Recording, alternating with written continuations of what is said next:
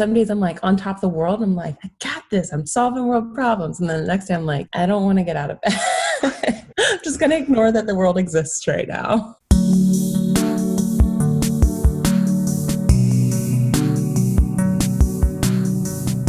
All right, welcome to the Career Therapy Podcast. Today we have Lia James joining us.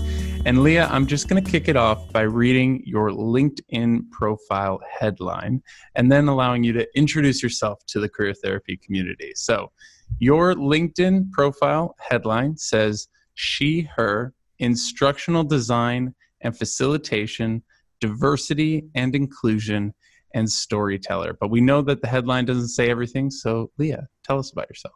Today's episode is brought to you by HIRECT.us, a free app that lets hiring teams and candidates instantly chat about incredible job opportunities.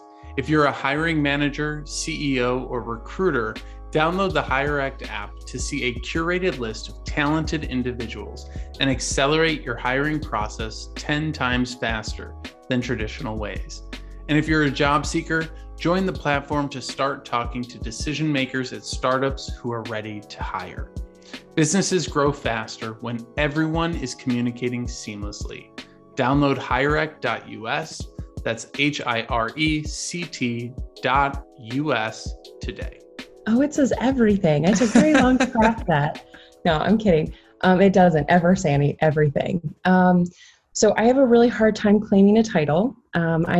I'm Lia James, as you said, but I do a lot of things. I work with companies and individuals on elevating their careers, essentially. Companies on that side, I help companies think about how they hire and who they hire and what position they put them into to make sure everyone gets along. I know we all know these companies that hire really well, and then they put people in positions that are not great. So you lose productivity and happiness and morale on teams. So I just make sure that people are in the right roles, essentially. And then on the people side, I work with people anywhere from just starting their career up through their third career in helping them figure out what they want to do with their time and where they want to spend it and how they invest their skills. So yes, it's hard to say what I do, but the outcomes are inclusion. They are a lot of opportunities for people who often get left out of the workforce, and more happiness in careers, which is always good. I love it. And so you talk a lot about being on the hiring side and helping folks understand that side of the business. And so I'm really curious. You said you make sure that you get the right people in the right roles. And I think that's a really tricky thing for companies to get right. And it's so cool that you're out there helping those folks. And it's something that's really hard for job seekers to understand. What are some of the things that, you know, as a job seeker who's sort of in my own world, not really knowing what's happening behind the curtain, what are some of the things, some of the insights that you've learned that you would want to share with the job seeker to really understand the hiring side of things and what they're looking for? So I think it's hard because, to your point, like we are, when we're job seekers, we're just thinking about, I just want that job, or like it sounds really good, or I don't know, they just get fixated on a role, on an opportunity, and it's understandable. But behind the scenes, you're looking at so many different things. You're looking at the initial need, because companies don't usually hire until they needed the person 5 days ago. Yep. So you have this like really important need that you need filled immediately. So you have a gap in skills for something, or a gap in productivity. And so you're thinking about that. Sometimes you're thinking about that long-term investment and how they're going to evolve over time. And then they're thinking about how the person fits into the team. What's challenging is if you lost someone that was really amazing in that role, then you're looking for even more of a unicorn than you had before. And it's understandable, right? Like, this person did all the things and they probably did more than just their job entailed. And how do you really replace that? So I don't know if that really answers your question, but I think those are some psychological things that a candidate is up against. But past that, I mean, I think the other thing is that it's rarely personal, in the sense that a company isn't rejecting you because you sucked. They're not rejecting you because they hated you or you weren't good enough, right? Like there might have been someone else that just had a different skill set that was a little bit more right, or they might be choosing between some really great candidates and someone else just had a little bit something different. So remembering that it's not personal about you, and oftentimes it reflects them, not you. Yeah, that's such a big one. The not taking things personally. In I think our second podcast with Corey Davis, we talked about that too, about how the job search is one of the purest forms of a business transaction. It's they have a problem, you have a solution, Yes. we fill it, and they pay you, and that's Yep. it. And a lot of times we get so caught up thinking about it's like our life, our identity, right? We kind of use our title. I have a quote that I'm going to be that came up in a conversation recently, that we need to separate our identity from our job title. And so I'm kind of, yeah. And so when you're working with people, how do you see that show up, and what do you often tell them?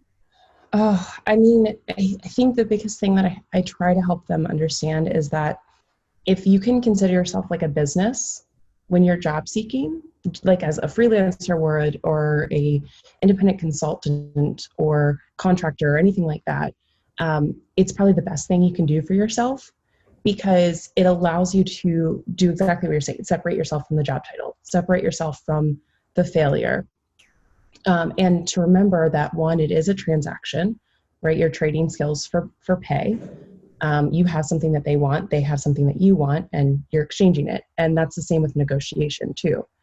But the other part to that is that if it doesn't work, if this was not the right fit, it's okay. Like that means there's a different, better fit. And I think that's the other hard thing, is because I feel like we're not really taught to accept rejection so much, and we focus so much on winning. We focus so much on this success model that any sort of rejection feels like failure, and any failure means like we're not worthy. I get it, and I can empathize with it, but it's also sad because let me give an example. Give an example because I feel like that might go better. So I had a student that was just meeting like constant rejection, and she was, just a wreck by it. She was like, am I just not good enough? Do I just not belong in this industry? And what I had to keep helping her understand was, one, she was being authentically herself, and her being authentically herself meant that she was more likely to find the right company if she could hold out for it, right? Like if she can continue to show herself as she is, she will find the place that her skills matter, and where her like life things matter too, because she was an activist and she cared a lot about other things in the world. And if those other companies that were rejecting her didn't care about those things, she actually was succeeding and not getting those jobs, right? Like she wouldn't have been happy there. She wouldn't have lasted there if she took those jobs. So wouldn't you rather want to know now and keep looking for that company that is the right fit, that does care about things you care about, that do want to make the impact statements or the impact movements that you also want to make in your life and stand for? And it's hard, I think, to see it in the moment, but later down the road, you do eventually see it. So that's how I work with people on that. But I get it. When you're in it, you just want a job. Yeah, it's so true. And I think yesterday, I love what you said here about, think of yourself as a freelancer or a contractor or a business or whatever the thing is that you need to think about yourself as, so that you're on an even playing field with companies rather than a power dynamic. When you're a company going to talk to another company, you're talking about working together to solve a problem. When you're a job seeker reaching out to a company, you're talking about, hey, can you give me something to do because I've got nothing happening over here? And that dynamic is so different. Yeah, I also see it as like there's that imbalance where it's almost like an authority or a parent, right? Like you're looking to them like, I have nothing to offer. And it's interesting, even people that are senior level professionals who maybe lack a little bit of self-confidence They're really good at what they do. They're very talented, but they maybe don't fully understand their full value or where they stand up in the workforce. They struggle with it in the same way, where they feel like, well, I don't have anything to really negotiate on. I mean, I know my skills are good, but they still have the buying power. It's like, but you actually do too. And that's, I think, why I take that approach, which is you are doing a trade with them. They are paying you what they value your skills at. You are asking for what you value your skills at. And if you can look at that every time you go talk to a company, you have a lot to stand on. And you're even if you're not negotiating compensation, you're negotiating a stance within the company. Exactly. And the role. Yeah, I was just working with someone, and we're all in this huge quarantine lockdown thing, and everyone, there's two ways to respond to it, right? There's, well, no one's hiring right now, so why even try? The whole holiday model, right? No one hires during New Year's. And then there's the, well, I just have to find a new way to do this same thing. And I talked with someone yesterday, and they got 2 offers yesterday. And when you see that, you're like, well, why? I asked him, I said, well, why do you think you got an offer versus all the other people that I'm working with? And he goes, well, 4 months ago, you told me that I need to start thinking about the value I provide rather than what I do. And when I started doing that and talking to people, it totally changed the conversation. And now, he got to get the one offer, use it to get an increase in the other offer, and then actually flipped and went with the one that was originally paying less. And so these things do pay off. They do work. Knowing what value you provide works. And so I'm curious for you. You mentioned being, that idea of we're not worthy and we don't belong, and we have to lean into our authenticity to find the thing that we do belong at, right? Because so many people are like, well, fake it till you make it. But sometimes fake it till you make it ends up being in a job where you're faking it every day and you really aren't going to make it. And so I'm kind of curious, how do you help people know find what their value is, or understand their skills and really put that into practice? Yeah, I mean, that's a hard one, because we've been told for so long, fake it until you make it. And then you're like pushed to be this authentic self where people are like, but what does that actually mean? Is it just full of buzzwords, right? Like, how authentic is authentic? I think when I work with people, one of the most important things that I do is I help them by talking through, like, what are their interests outside of work, right? Like, we change the subject completely and we don't talk about work. One of my students that I worked with back in 2013, I think it was 2014. I think it's 2014. I had someone who had gone through a technical boot camp, and he was becoming a software developer. And he was super goofy. He was determined to prove me wrong. And I sat down with him, and he was like, look, you're not going to get me a job in something that I love. I'm just going to be a software developer, and it's fine. I like it enough. But I'm going to really look forward to my weekends. And I was like, that's cool. Everyone can do work differently. You don't have to be tied to your work. But tell me more about what you do on the weekends. Like, what's so cool about your weekend that's not in a computer? And so we got talking, and he loves fishing. He loves deep sea fishing. And so we talked all about it. I don't know anything about fishing. I asked a ton of questions. And the more we talked, the more I was like, interesting. So these tools that you use in deep sea fishing, like, tell me more about them. And so he's telling me all about them and their gadgets, and they have all this cool, like, technology. I couldn't even tell you what it was because it's 2014 and I just don't remember. But he's telling me all these things. And eventually I go, so who do you think builds those tools? Like, who actually makes them work and, like, detect these fish that you're finding? And he was like, oh, I see what you did there. Yes. So he ended up actually going to working for a company that works in the deep sea fishing world, which is incredible, right? And not everyone's story is going to play out like that. It's just one of my favorite stories to tell. But it is really important for me when I'm working with folks at any stage in their career to understand what makes them tick and what brings them joy and what makes them feel like they have value in general in life, what makes them feel valuable. because that oftentimes then transfers over to their team environment, their leadership skills, their communication skills, their feelings of satisfaction when they're at work and when they're at home, because that's the other thing. You don't want it to bleed into home if it's negative energy, and that happens all the time, and then that impacts relationships and family dynamics and all of the things, trickle effect.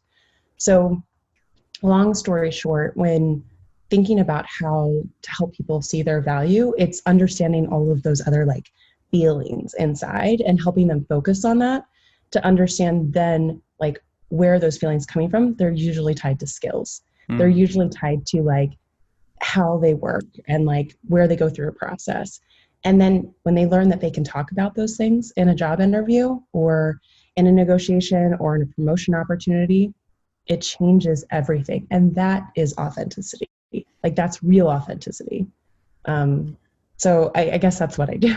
I love that. Yeah. And that really does change the dynamic of how you network, of how you interview.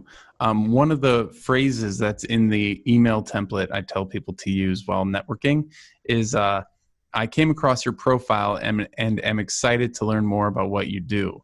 And I give that to people and they're like, yeah, but I'm not excited to learn about what they do. And I'm like, really?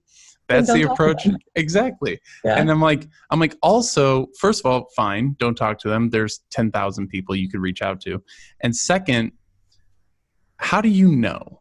How do you know you're not excited about this person? You have not yet met them. I think so often, I think we're a little frozen. Give it a second to see if we catch up.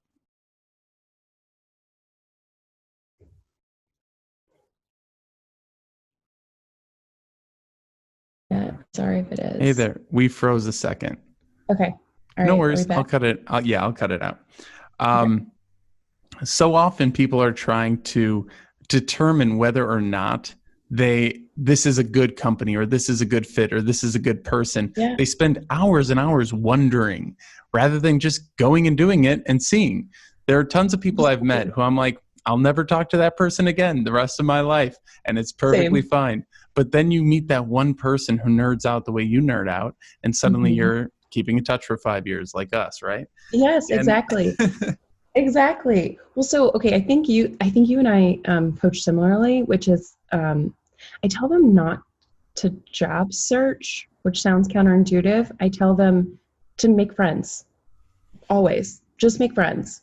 And that's another level of authenticity, right? If you go in curious about a person and what they do and how they got to where they are and why they're doing a thing, that will make for a much better conversation than like being anxious about whether or not they're going to hire you or tell you how to get a job or tell you who to talk to.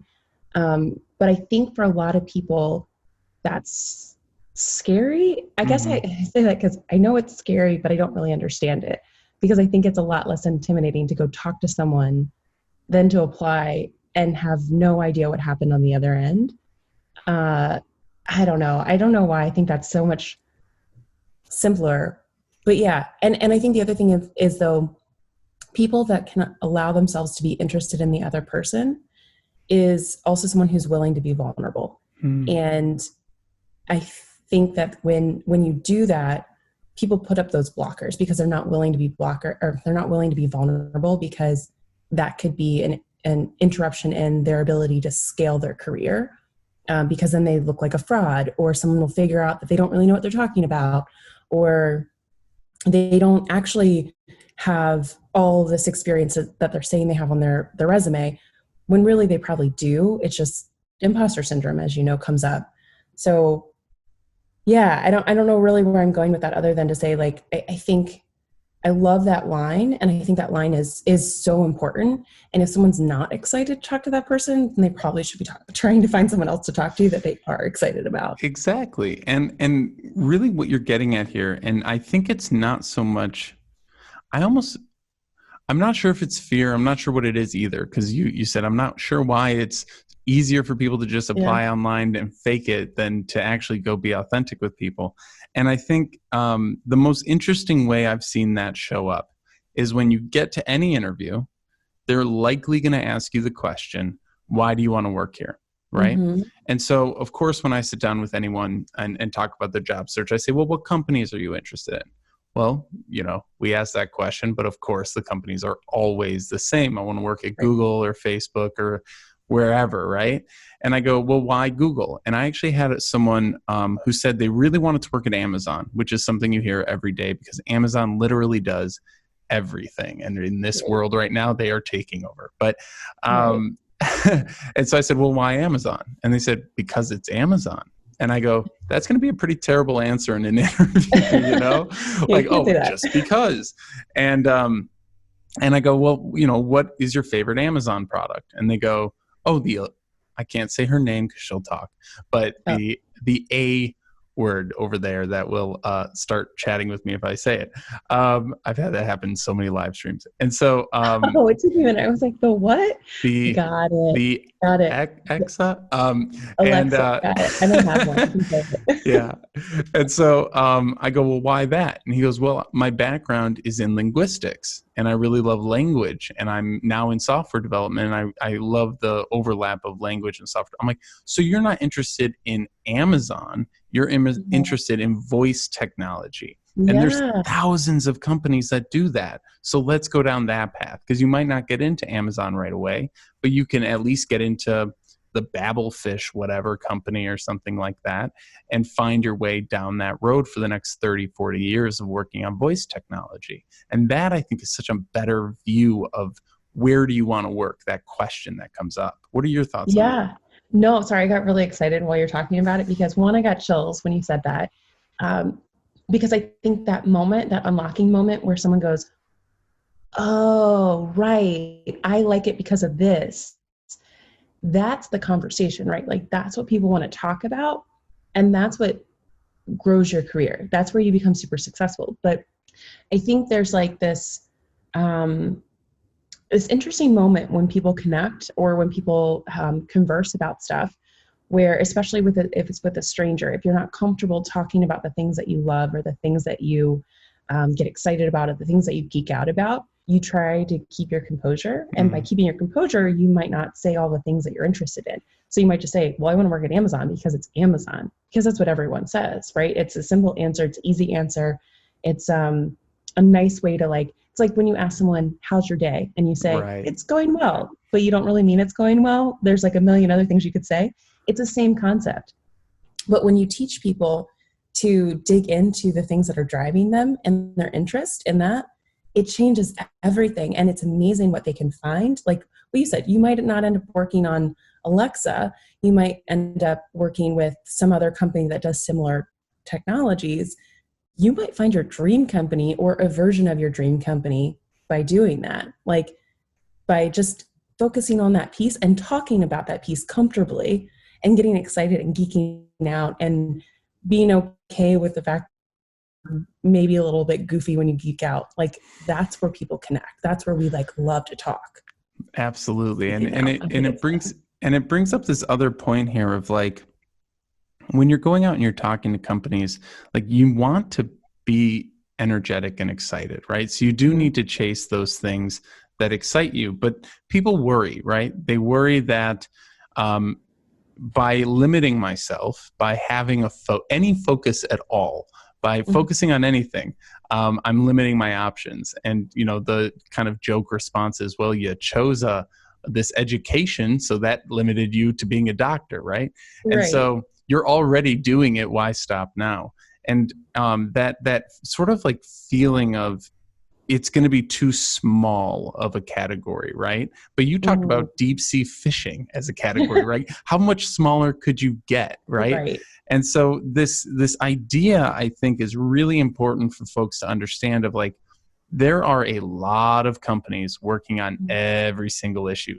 Let's say your most interesting thing that you're interested in is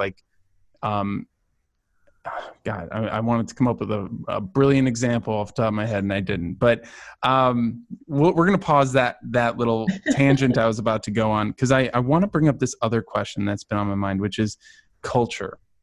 The other thing that I see limiting people's ability to move forward with any part of their job search is the same way they would say, I don't want to reach out to that person because I'm not excited to meet them yet. Is I want to find a company that has a great culture.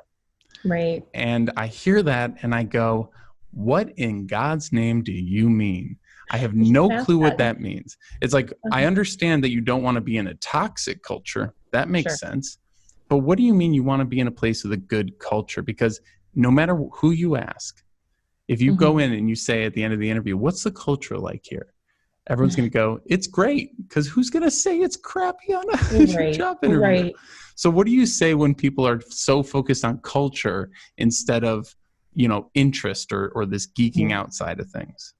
I mean, we have to name it, right? Like we have to name, what does that even mean? Like to your point, you say, what does that mean? I ask the same question.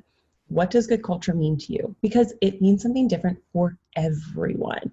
We all have a different definition of what we want out of the working environment, the people that we work with, the problems that we're solving or not solving, the autonomy that we have, the environment, everything impacts good, right? So the goal there is to help people understand, step one was, what are your interests? What do you geek out about? How do we get them excited about the things that they love in life in general, and then work around it? The second part of that is to help them then do the same exercise, a little bit different, for the people they're going to be interacting with, and how they want to spend their days. I, for one, will not commute. I just don't commute. I grew up in a small town and everything was 30 minutes away and I hate it. I love long drives. I love road trips. I do not commute. So when I was looking for full-time jobs, that was a deal breaker for me. That would impact my happiness at work and the way that I showed up. That might seem silly to a lot of people. I don't care. That's my deal breaker. And I think people, not everyone can make all of, like, it's like buying a house. You have your must-haves, your deal breakers, and then you have your nice to haves, right? Like you have to compromise. And it's the same when you're thinking about personalities. It's the same when you're thinking about, do you have the flexibility to work from home whenever you want to? Like all of these things are like added into the generalization of good culture. It's not just about people, but yeah, like you can say, I don't want to work with assholes, but like, again, what does that mean too? Like, yeah. So especially because you can join a team and it can change. Like I know someone, I was talking to someone the other day and they're like, I joined the team because the CEO used to work for Disney and then he left a week after I joined. And I was like, that's going to happen. So maybe make your decisions based on some other criteria. Yeah, that's a good point. Someone told me at one point in my career, I was having a really hard time leaving a job that I knew I needed to leave because I loved all the people that I worked with. And someone said, you can't make your career decisions based on just solely the people that you work with, because everyone will make a decision to leave at some point. And when that one person leaves, it changes the entire dynamic of like that culture and that family. So you can't make all of your decisions to stay or go based on the people. And that's hard to say, but it's true. And just to put a little pin in that point, it doesn't mean that you shouldn't think about it at all. I think when you're networking with people, it's good to gauge, not to ask them the culture question, because I just think you never get a good answer, but to just be like, what do you like most about your job and what do you struggle most with? Those two questions will tell you everything you need to know. And if they go off about how much they hate their coworkers, either that person's toxic or the environment is probably one you want to avoid. And so really good things to keep in mind. And so when, let's say someone does this, right? They go, oh, wow, I figured out what industries I'm interested in or categories or whatever the thing might be. But it is so far away from what I've done in the past. My skills don't match up. How do you help people figure out that connection of taking their old skills and relating them? Because I think the key thing that people hear is you don't have enough experience, and which is just a lazy excuse for we don't have an answer. But we kind of get that feeling, right? So how do you help people transfer those skills or talk about those skills in a new way? Yeah, it's neat because like when you get talking about competencies, skills, abilities, and knowledges, it really unlocks a lot of things and empowers people to be confident in what they have to offer other folks. So if we go back to our earlier conversation about being confident and having the ability to look at yourself as a business going after another business, it's similar. I was working with someone yesterday actually about how to look at their past experience. They've been all over the place, right? They've worked in restaurants, they've worked in heavy equipment, they've worked in a sales department for a large tech company, they've worked at a fishing dock, like you name it, they've done the things. And so going through that, he kept saying, I don't have skills to do what's hiring right now. I don't have the skills. Like, I would need to go back to school, or I would need a certification, and I need a job now. And so we were like, okay, but like, let's talk through what you've done in all these things. Like, stop talking about the tasks and start thinking about how you showed up and what was the value that you provided. And what we got out of it, he's an amazing leader. He's great at communicating. He's great at training. People love him. People continue to hire him back because they love the way that he interacts with customers and with other staff members. No matter what industry he's been in, it's been the same feedback. So helping him understand that he can take those skills and apply them to a customer service role. He can apply them to a sales role. Like, there's a reason he was able to work in heavy equipment and at a sales department for a large, like, top Fortune 500 tech company. Like, that, those are important things to be able to see that you're that flexible. We interrupt today's episode to let you know about Career Therapy's Unstuck coaching program. If you're feeling paralyzed by job search procrastination and unsure of what to do next in your career, we're here to help. Each month as a member, you will get access to 2 one-on-one coaching calls, unlimited virtual chat with your coach via Slack, invitations to bi-weekly group coaching sessions, and lifetime access to our 8-part job search curriculum. Want to take your search to the next level? Head over to careertherapy.com and schedule a free 15-minute consultation to chat with me today and see if coaching is right for you. Now back to our show. It is challenging. There's no easy answer. I mean, there's tools out there like Skills Engine. I don't know if you've used that before. It pulls from some dated information, but it decodes jobs and highlights the skills that someone would have in those jobs. So it'll show you, if you throw your resume in, it'll show you that you have like critical thinking and that you have empathy and that you have leadership skills. And those are really important terms to start learning how to talk about, whether you're talking about them in person or on your resume. It also helps the job seeker to build confidence in talking about themselves. I think that's one of the big connection pieces, right? Like, if you have confidence, you connect better. So yeah, I don't have an easy answer for you other than like being able to talk about those transferable skills and being able to see where they could line up with another job and why a company would care that you have a detail, an eye for detail, or you have the ability to manage a lot of things in a fast-paced environment, or that you have empathy and leadership skills. Like, so what if you don't have the subject matter expertise? They can teach you that piece of it, right? But like, these other pieces are harder to teach. Yeah, so often the technical piece, even if you've developed it on your own, is going to be retrained once you get into the role. Yeah. Even as like a career coach, they're like, this is our way of doing resumes. And I'm like, all right, cool, let's adjust. And Right. like, you know, I've been doing resumes for years. And so these more soft skills, I think, are really important to call out because they're not just helpful for the job, right? They're helpful for the job search. And one of the things that I try and help people understand is that you're not learning these things to get this job. You're learning these things so that you never have to look for a job again. Right. Like, this That process people is, find you. yeah, this process is painful. Wouldn't you love if you weren't doing this at the age of 60? Like, Yeah. it'd be great. And so Yeah. that was one of the things that I learned early on, which was I was terrible at interviewing. I was terrible at networking. I was so scared to hit enter on an email that my friend had to hit it once. And Oh. I know. And this, I realized that this anxiety was always going to get in the way if I didn't overcome it, if I didn't figure out a way to deal with it. And, usually you end up teaching what you struggled with the most. And that's true for me. And so I'm kind of curious, as you've gone through your career, what have been the moments where you've had like a huge shift in your responsibilities, where you went from like, I'm learning these things to now this is what I do, or you became a leader or something like that? Is there a moment in your career that stands out of like, I figured it out, and what was happening around that time? I don't know. That's a really good question. I think the only indicator is that people ask for help or advice instead of me asking for help and advice, which I still ask a lot of advice.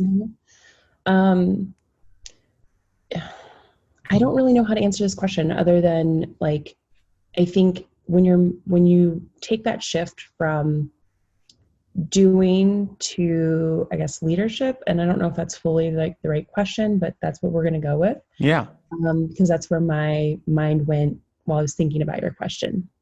So I think in that shift, what changes is that you're not focused so much on the little individual tasks and how they solve that project. You're thinking on a much wider scale. So you're like zooming out and you're looking at the big picture and you're looking at your impact in the company overall. So long term, what is the impact of this work that I'm doing?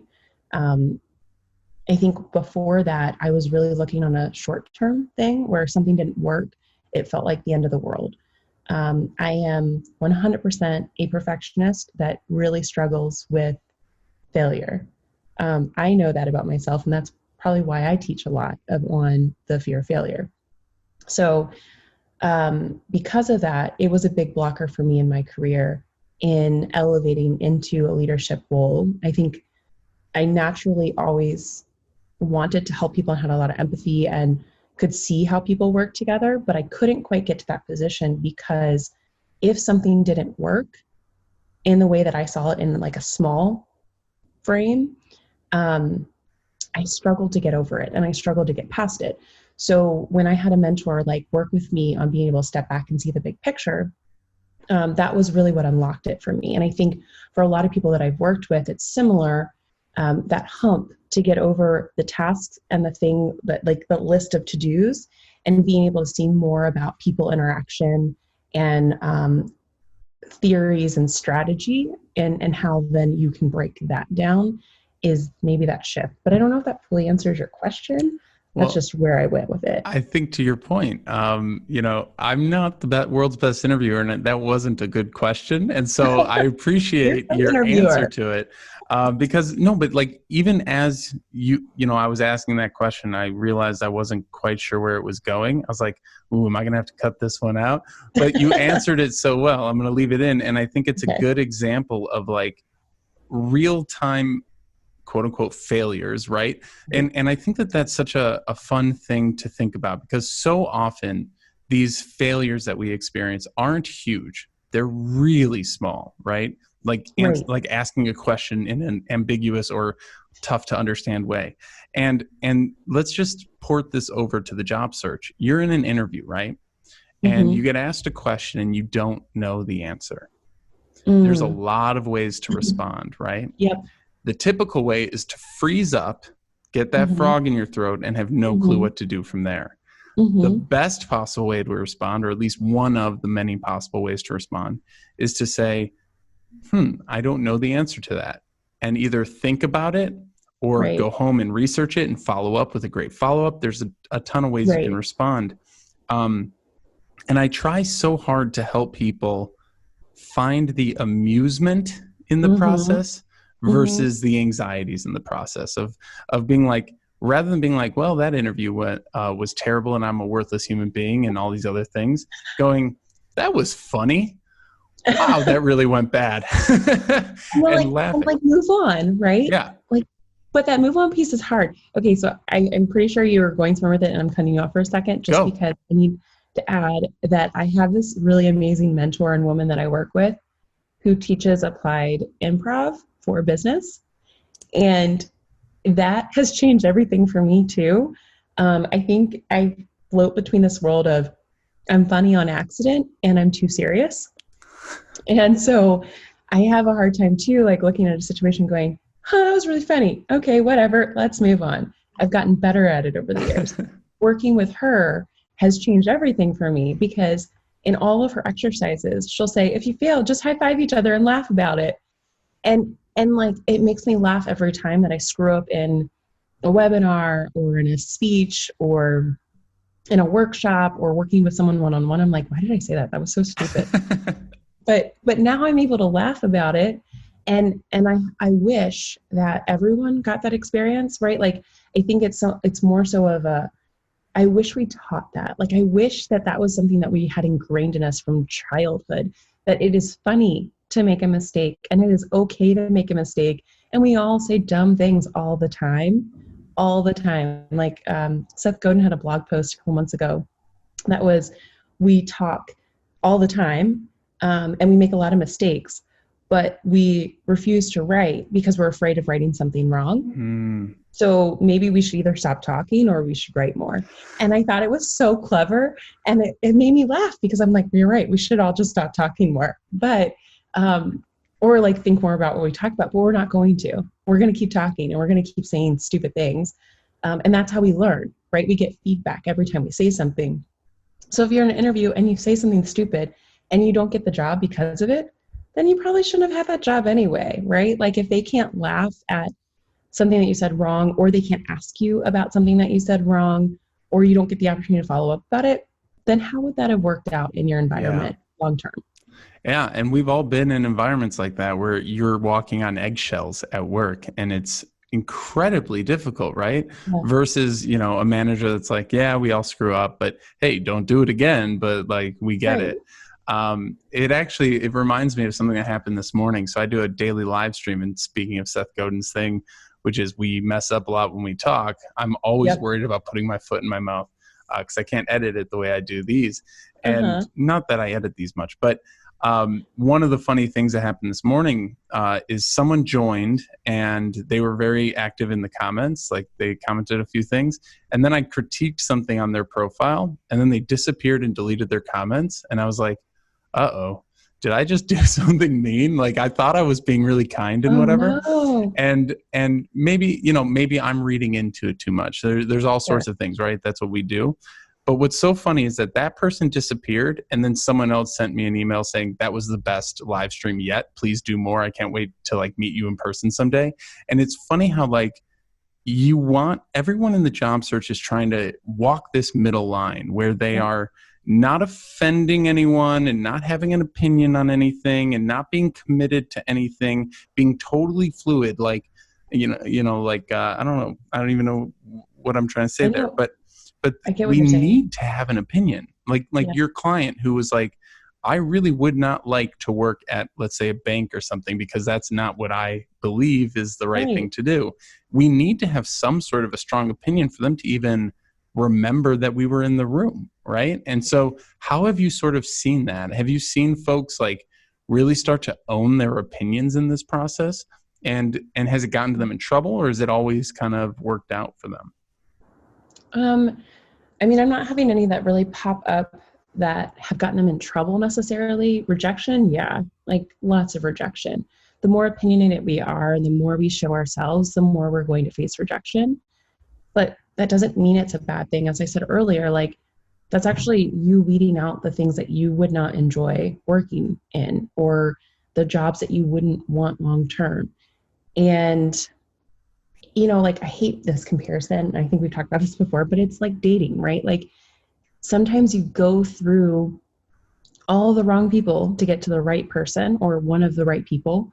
And you have to stand up for the things that you want. Otherwise, like, you're not yourself, and you don't get to show yourself. You don't get to bring yourself to work or to relationship or to whatever you're doing. Sports, same thing, right?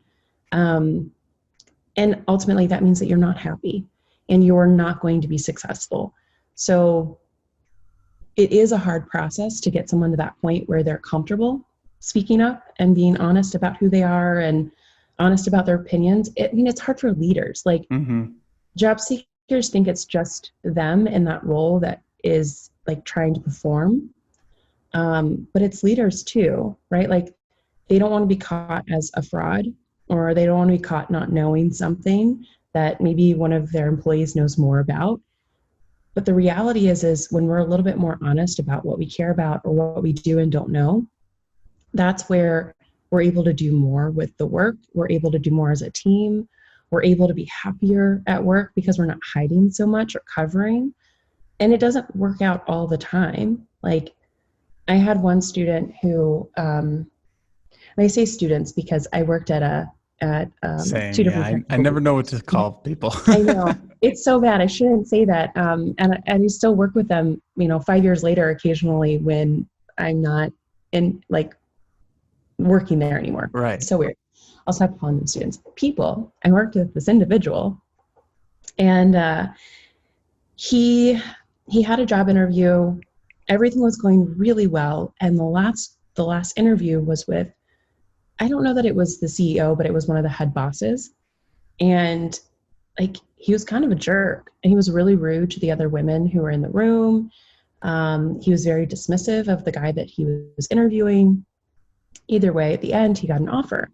The offer was much lower than he was expecting. He still really liked the work that the company did, so he countered.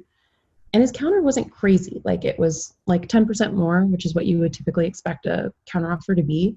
Mm-hmm. And the company just straight up rescinded the offer. What? Yeah, didn't talk about it, nothing. This is one out of all of the people I've worked with that's ever happened like this.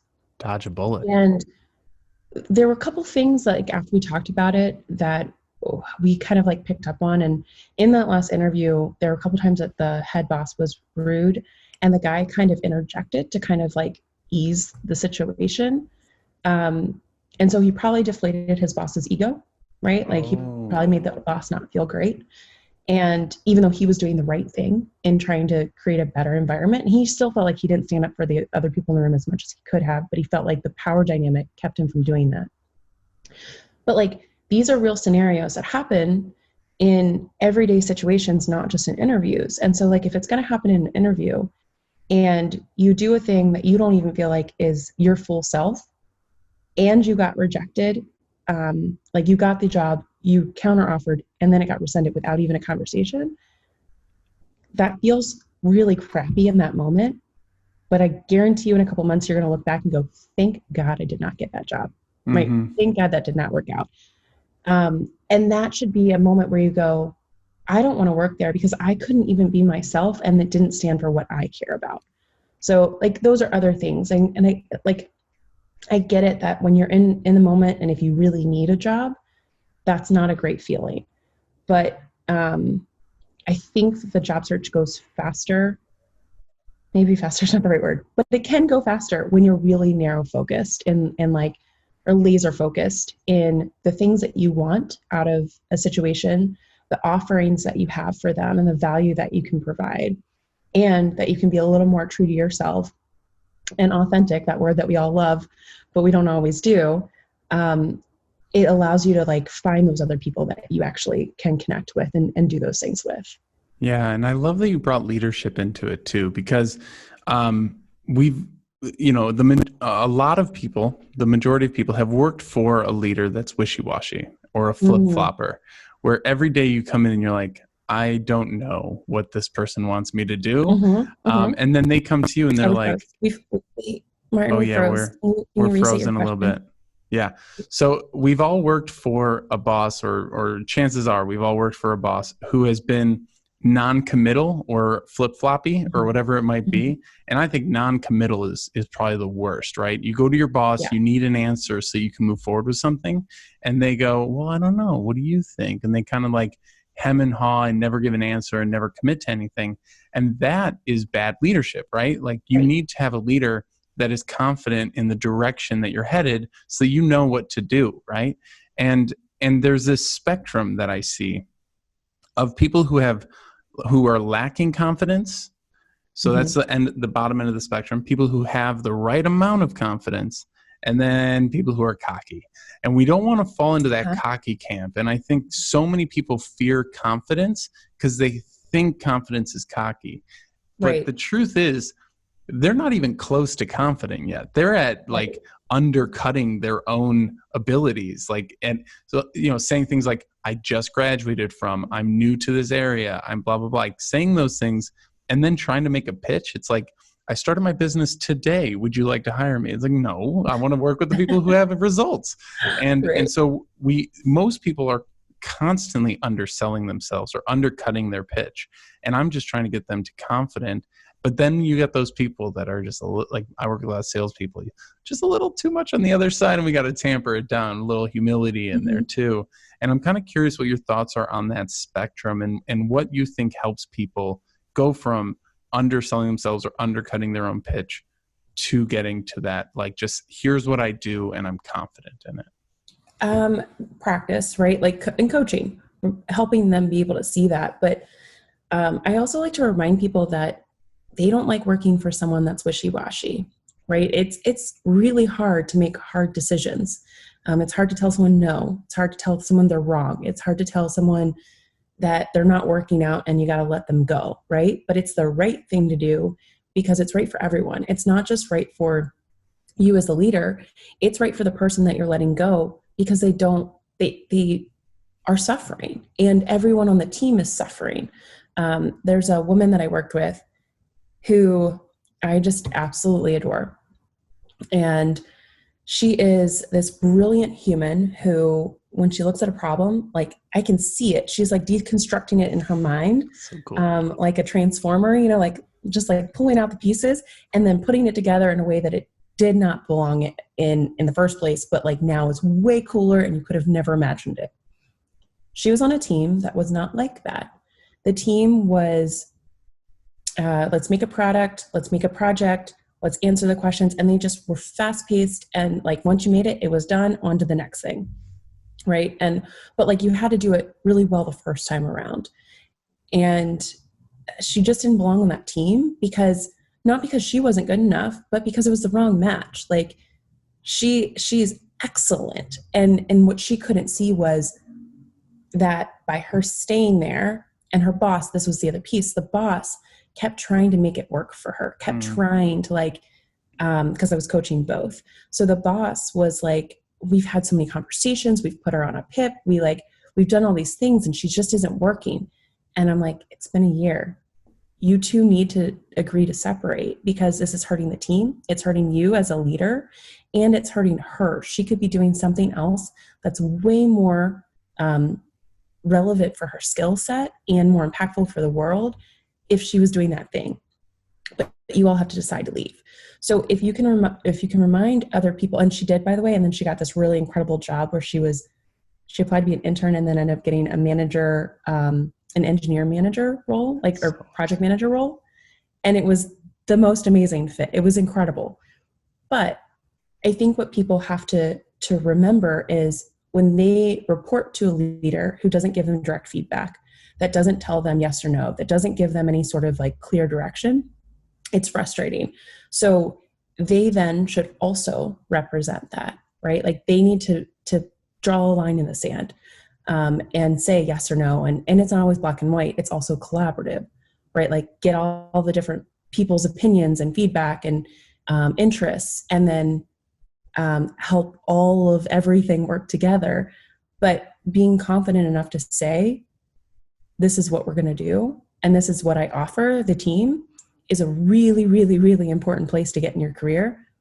But it's also hard. It's like, I'm not going to understate that. Like that takes time. It takes the right people in your life. It takes getting coaching. It takes like getting reinforcement that you're great, because you probably are great at whatever you do, or maybe you need to be a little bit better. But I hope that answers your question. It really does. It really does. And it makes me think about, this idea of, if you want to have it, you have to first live it. You have to prove it to yourself before you can get it from others. And, they say that about relationships all the time, right? If you don't love yourself, how are you going to possibly have enough energy to give what you need to in a relationship, right? And the same thing goes with work, right? If you want to work at a company with a quote unquote great culture, you should probably understand specifically what you bring to that culture. And I'm not saying I'm a great collaborator, I work well on teams. Those don't mean anything. That's not an answer. That's not an actual thing that provides value. And so I love what you're saying there. And I think we do need to live it first before we can get it somewhere else. And we can do that quickly, micro experiments in our own work, working with a coach and things like that. And I wanted to go into a thing about improv, but we'll pause that for another conversation. I love improv so much. So it's so fun. It's such a, wait, I'll just plug it real quick. Yes, please. Because I was super shy. I'm very, very shy in certain situations. But improv is amazing at helping you think on your feet, respond, practice active listening, and be a little bit more confident. I was not the biggest supporter of it, but doing it more and more, it makes you a way better leader, interviewer, interviewee, all the things. I'll just plug it there. Yeah, it forces you to make decisions. The worst possible interview or improv partner is someone who comes out and doesn't have an opinion. And that's something you learn day one, where if two people walk into a scene, so we're going to nerd out about improv now. Yeah, so if two people walk into a scene and the other person goes, "So who are you?" That's the worst opening ever, because you stand there and you go, "I don't know, man, you make a decision, right?" And so, but if someone comes in and goes, "Hello, son," you're like, "I'm this person's son. I know exactly how to respond." And it forces you to make commitments. And that's one thing that's really taught a lot beyond the whole yes and everything like that. And I love this idea of making strong decisions in order to move things forward. And I remember when I did improv at IO in Chicago, the day that I had to play a cow who got milked was the day I realized that there's never going to be an interview or workshop or talk that I give that will ever be this embarrassing. And I can basically wing everything the rest of my life. You're set after that. Totally I was set. this has been the weirdest thing I've ever done in front of a room of people. So I want to give my 7 takeaways from our conversation today. And then we're going to open it up for you to share where folks can find you. So my 7 takeaways here are: number 1, companies don't hire until there's a need. So you need to understand the need. A lot of needs in that sentence. Number 2, it's not personal, it's business, which is one that's come up in previous podcasts and is so important to keep in mind, but hard to live out. Number 3, separate your identity from the job title. Number 4, think of yourself as a freelancer or a business owner. Number 5, start with your interests outside of work in order to find what you're authentically interested in and therefore find your authentic self. Number 6, don't job search, make friends. And number 7, zoom out to see the whole picture and understand your impact. Lia, I've absolutely enjoyed having you on the podcast here. I know these are going to be so helpful for the folks in our community looking to build their careers right now. Where can they find you and follow along with what you're doing online? First, I want to say this has been a blast. It's always so much fun to catch up with you and chat about all the career things. But they can find me on LinkedIn. So my name is spelled Lia, Lia, and last name is James, like Jamestown, Virginia. That's I'm from Virginia, and that's the easiest reference I'm going to give. And I was made fun of for that at one point. They can find me on LinkedIn, Lia James, Liajames. I'm on all the other social media channels too, but I don't post a lot about work on Instagram. I just do a lot of retweeting on Twitter, but you're more than welcome to find me there as well. You're just going to find more of my work on LinkedIn and advice and stuff there. I love it. Thank you so much for joining us today, helping people find better careers and become better leaders. And I'm so excited to stay in touch and talk to you again in the future. Absolutely. Thank you for having me, Martin. Have a good one.